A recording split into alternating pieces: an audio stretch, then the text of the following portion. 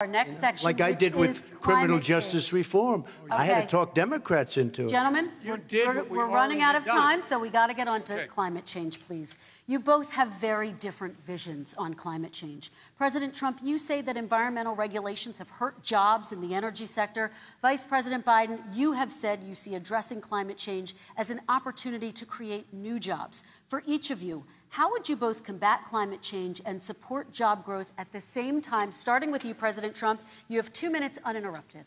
So we have the Trillion Trees program. We have so many different programs. I do love the environment, but what I want is the cleanest, crystal clear water, the cleanest air. We have the best, lowest number in carbon emissions, which is a big standard that I notice Obama goes with all the time.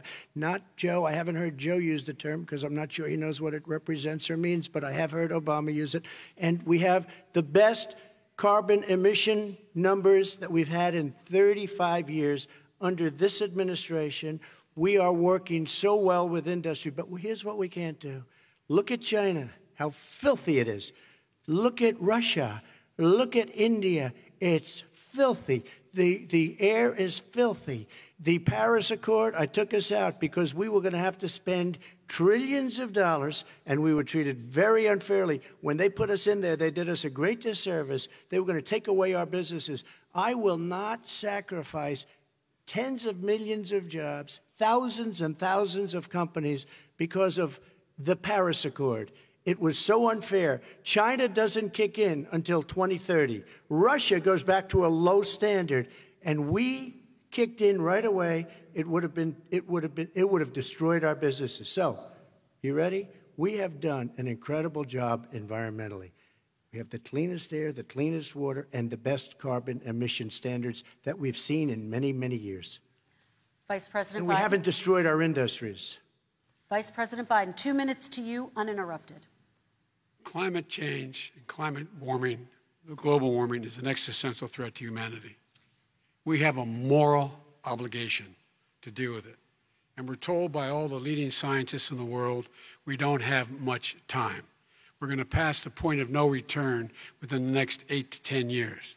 4 more years of this man eliminating all the regulations that were put in by us to clean up the climate, to limit emissions, will put us in a position where we're going to be in real trouble. Here's where we have a great opportunity. I was able to get both all the environmental organizations as well as labor, the people worried about jobs, to support my climate plan.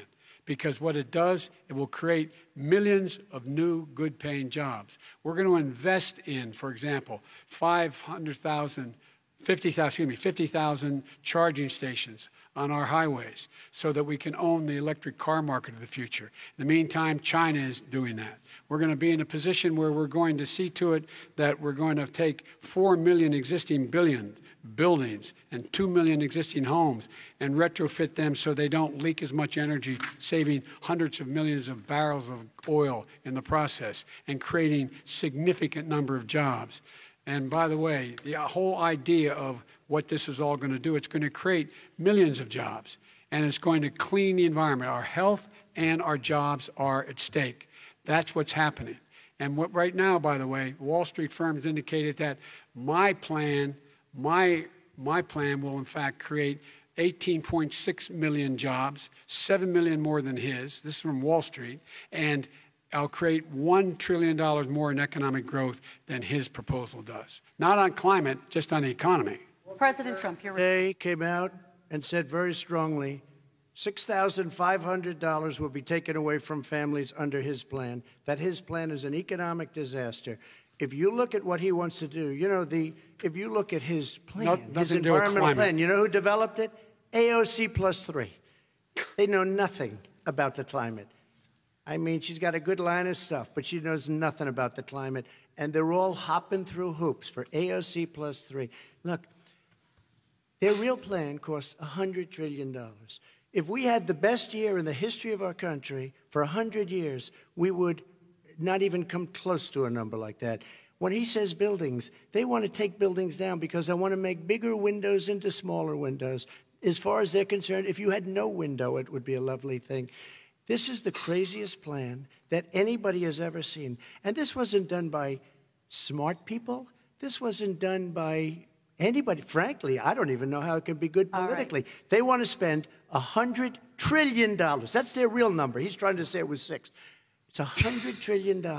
They want to knock down buildings and build new buildings with little, tiny, small windows. I mean, and many other things. Okay. And many other things. Let me have the Vice President respond, and we're running out of time, and we have a lot more questions to get to. Country. So let's hear from the Vice President. I have a number more questions. I don't know where he comes from. I don't know where he comes up with these numbers. Queens. $100 trillion. Give me a break. This plan endorsed by every major environmental group and every labor group.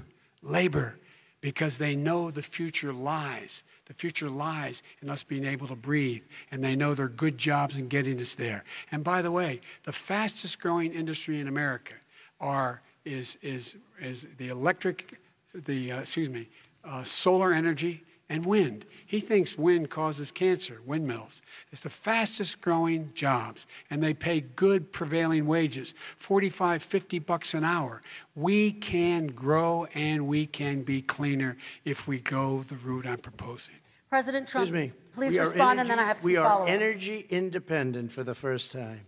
We don't need all of these countries that we had to fight war over because we needed their energy. We are energy independent. I know more about wind than you do. It's extremely expensive, kills all the birds, it's very intermittent, it's got a lot of problems, and they happen to make the windmills in both Germany and China. And the fumes coming up, if you're a believer in carbon emission, the fumes coming up to make these massive windmills is more than anything that we're talking about with natural gas, which is very clean. One other thing. Find me a scientist who said that. I love solar, but solar doesn't quite have it yet. It's not powerful yet to really run our big, beautiful factories that we need to compete with the world. So false. It's all a pipe dream. But you know what we'll do? We're going to have the greatest economy in the world. But if you want to kill the economy, get rid of your oil industry. You want, and what about fracking? All right, let me allow Vice President Biden to respond. I never said I oppose fracking. You said it on tape. I did. Show the tape. Put it on your website. I'll put it on. Put it on the website. The fact of the matter is he's flat lying. Would you rule out banning fracking? I do rule out banning fracking because the answer, we need other industries to transition to get to ultimately a complete zero emissions by 2025. What I will do with fracking over time is make sure that we can capture the emissions from the fracking, capture the emissions from gas. We can do that, and we can do that by investing money in doing it. But it's a transition to that. I have one more question in this pod, and then we have... He was against fracking. He said it. I will show that to you tomorrow. I am against fracking. Until he got the nomination, went to Pennsylvania, then he said, but you know what, Pennsylvania? He'll be against it very soon because his party is totally against it. Fracking on federal land, I said. No fracking or oil on federal land. Let me ask this final question in this section, and then I want to move on to our final section. President Trump, people of color are much more likely to live near oil refineries and chemical plants. In Texas, there are families who worry the plants near them are making them sick. Your administration has rolled back regulations on these kinds of facilities. Why should these families give you another 4 years in office? The families that we're talking about are employed heavily, and they're making a lot of money, more money than they've ever made. If you look at the kind of numbers that we produce for Hispanic, for Black, for Asian, it's 9 times greater, the percentage gain, than it was in 3 years, than it was under 8 years of the 2 of them, to put it nicely. 9 times more. Now, somebody lives, I have not heard the numbers or the statistics that you're saying, but they're making a tremendous amount of money economically. We saved it, and I saved it again a number of months ago when oil was crashing because of the pandemic. We saved it. We got, say what you want about relationship, we got Saudi Arabia, Mexico, and Russia to cut back, way back. We saved our oil industry, and now it's very vibrant again. All right. And everybody has very inexpensive gasoline. Remember Vice President Biden, your response, and then we're going to have a final question for both of you. My response is that those people live on what they call fence lines. He doesn't understand this. They live near chemical plants that, in fact, pollute, chemical plants and oil plants and refineries that pollute. I used to live near that when I was growing up in Claymont, Delaware. And more oil refineries in Marcus Hook and the Delaware River than there is any place, including in Houston at the time. When my mom get in the car and when there was first frost to drive me to school, turn in the windshield wiper, there'd be oil slick in the window. That's why so many people in my state were dying and getting cancer. The fact is, those frontline communities, it doesn't matter what you're paying them, it matters how you keep them safe. What do? And you impose restrictions on the pollutants the pollutants coming out of those fence line communities. Okay, I have one final question. Would he close down the oil industry? It falls. Would you close down the oil By industry? the way, I would transition from the oil industry, yes. Oh, I would that's transition. a big statement. It is a big statement. That's a because big statement. I would stop. Why would you do that? Because the oil industry pollutes significantly. Oh, I see. Here's the deal. But That's you a can't big do statement. that. Well, if you let me finish the statement, because it has to be replaced by renewable energy over time. And I'd stop giving to the oil industry, I'd stop giving them federal subsidies. He won't give federal subsidies to the solar and wind. Yeah. Why are we giving it to oil industry? We actually do give All right. it to solar and wind. We And have that's one maybe the final biggest question. statement in terms of business. That's the biggest statement. Okay. Because We have basically one what he's final saying question, is he is Mr. going to President. destroy the oil industry. Will you remember that, Texas? Will you Okay. remember that, Pennsylvania, Oklahoma? Vice President Biden, let me give you 10 seconds to respond, and then I Ohio. have to get to the final question. Vice President Biden. He takes everything out of context. But the point is, look, we have to move toward a net zero emissions. The first place to do that by the year 2035 is in energy production, by 2050 totally. All right. One Is he final gonna get question China to to both do of it? you. No, we're finished with Is this. he We going have to to get move China on to to our do it? final question. We have to I'm move going on to to our final rejoin Paris question. Accord and make China abide by what they agreed to. All That'll right, this cost you is $1 about trillion. leadership, gentlemen. And this first question does go to you, President Trump. Imagine this is your inauguration day. What will you say in your address to Americans who did not vote for you? You'll each have 1 minute, starting with you, Mr. We have to make our country totally successful as it was prior to the plague coming in from China. Now we're rebuilding it, and we're doing record numbers, 11.4 million jobs in a short period of time, et cetera. But I will tell you, go back. Before the plague came in, just before, I was getting calls from people that were not normally people that would call me.